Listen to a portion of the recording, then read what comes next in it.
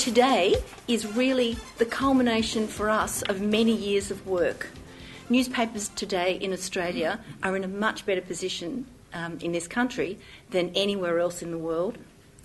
Our readership survey has stood the test of time, and we've finally reached a chord on sectional readership. So it's a terrific day for us, and it really is the culmination of a lot of hard work and a lot of pushing and pulling. So we're very proud that the Australian Print Readership Survey is world-class. And to some extent, we think that having really good measurement is part of the reason why newspapers are performing so well in this country. It's only part of the issue, and we'll hear a little bit later what the whole story is, but having good measurement really helps. So having a world-class readership survey is really all about these key things. It's about having a really large sample. So the sample for the survey in Australia is the largest anywhere in the Western world. It's about having questions that are right. It's about the right questions that deliver accurate information and having a sort of an independent approach to the whole thing. And it's also about nowadays having that 360-degree multimedia approach. So in the same survey, having readership of newspapers, magazines, TV, radio, internet, cinema, etc., all in the same survey, all asked of the same people, no fusion. And along with that, the ability to have an accurate multimedia scheduling system, so to calculate reach and frequency across all of those different forms of media.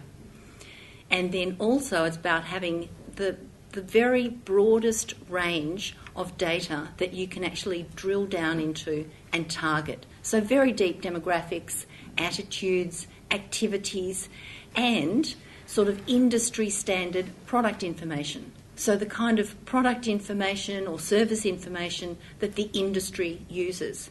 And nowhere else in the world has a readership survey become like a multi-currency, a currency not only for measuring readership but also for measuring telecommunications, banking, automotive.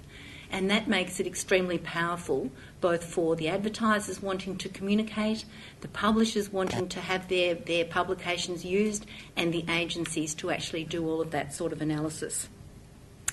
And finally, the Asteroid software that enables people to really get the most out of all of that data. So the survey is world-class, but even world-class needs to evolve. And what we're seeing here, newspapers are really the topic. We've seen that newspapers are also transforming.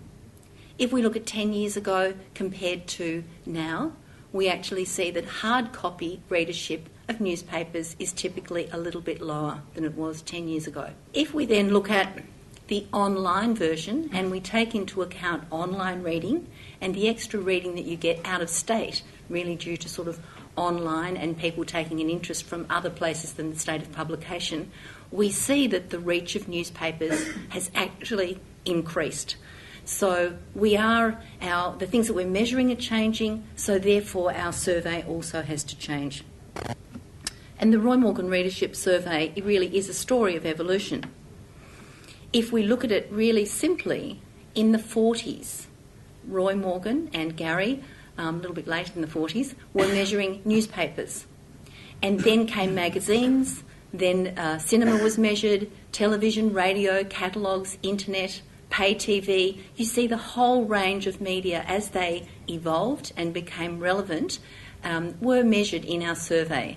And more recently, we've started looking at online reading, and that's been published for some time, word of mouth that enables the sort of the multiplier effect of people talking about things has been in the survey for some time, mobile, and now sectional reading. So this is a story of evolution. It's something that's evolved as the industry has changed. So the data that we collect continues to evolve.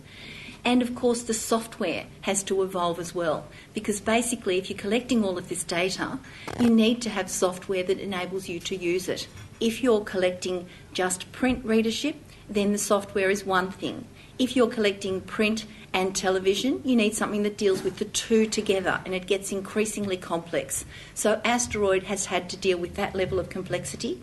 But increasingly these days, Asteroid is being evolved to make life easier for people, because there's lots of data, increasing amounts of data, increasing complexity in all of this, the data that's available.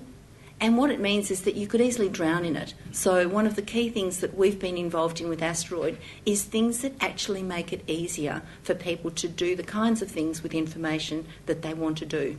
So that is evolving as well. And of course the methodology will also evolve. And many of you, probably most of you in this room, know that we've been moving to CAPI, computer-assisted personal interviewing. We've sort of restated our commitment to face-to-face interviewing. It's really easy and cheap to go online, but we know that for something as important as a readership survey, a survey that measures banking, a survey that measures technology take-up, you can't do it any other way. You can't get it right unless you do it face-to-face. But by moving to CAPI, or computer-assisted personal interviewing, it enables us to have the sort of speed that you get.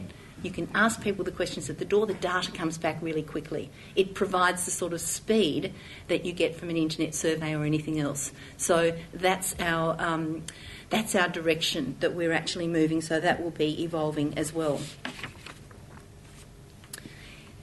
The evolution continues. So we haven't kind of got there and now we can stop. We always, I guess most people think, gee, when only we get this bit done, then we'll be able to stop and have a rest. It's not like that. The survey continues to evolve. The next things that are coming are WAM, the Web Audience Measurement System. That's a truly hybrid measurement of the internet and people's use of the internet, fully integrated with Roy Morgan single source. Same respondents tracked online and integrated with a site-centric measure. Business-to-business research. Again, that is also related back to single source, because even though we forget it, businesses are run by people, people are consumers, and you have people in business and consuming, so single source needs to link to those sorts of business people. Then we have magazines, quality of reading coming up very soon, digital TV measures, mobile advertising, and downloading of apps. So there's still lots of things that are coming. But today, we're here really today to talk about sectional readership. And as I said yesterday in Sydney, it was picked up in the press, getting sectional readership across the line was about as hard as getting the GST across the line. And John Hewson lost his job, he lost an election over the GST, but it had to come. It was the right thing. So we're pushing forward with sectional reading, and today we have it. So that's where we are today. Our journey with sectional readership started a whole long time ago, but in 2004 we published a paper called It's Time. It was a paper that was published by William Burlace and Greg Highwood. They jointly co-authored that, and essentially it was recommending in 2004 that publishers took this sectional reading and ran with it, actually grabbed it and ran with it, rather than allowing it to happen to them when they were sort of not suspecting it. Now, for various reasons, although the paper was called It's Time, for various reasons, it just wasn't time. It wasn't the right time. We're delighted now that after some 2 years of working together with the industry, the time really is right. So since 2009, following a meeting that we had with the MFA, in which the MFA were calling for us to have a tripartite way of working, towards evolving media measurement, we've actually done that. We've set up the Readership Research Forum, which is sort of something that evolved out of a publisher and Roy Morgan forum. But this is a tripartite thing with agencies, publishers and researchers. We've had lots of meetings of that. One of the key areas of consultation for this tripartite set of meetings was sectional reading. The other one was engagement. And senior agency people, as well as publishers, have actually put in a lot of work to get where we are with sectional reading, to give feedback and suggestions on the concept, because we begin with the concept of sectional reading, how we're going to do it, what is it going to be, what will be the implications. So there was a lot of feedback, discussion and thinking and well-conceived responses on that whole conceptual stuff. And then the work began when we produced databases with real data in it on sectional reading. And again, we had these senior agency people and publishers working with data, checking it, analysing it, seeing what sense it made, what were the opportunities, what were the threats, how is it going to work, what's the best way to release it, what's the best way to format it. So enormous amount of work went on, not only at our end to deliver it. Now, the people in the room here would know how much work went on in here, but our clients, our agencies and our publisher clients did an enormous amount of work, and we really appreciate that, because that's what's helped us get to the point that we're able to produce this here for you today. Now, what I'd like to do is to hand over to William Burlace, who's here. It's time for William. It's time for sectional reading. It's time for William, who will actually take us through the how. How is this done, and what is it that we'll be actually delivering?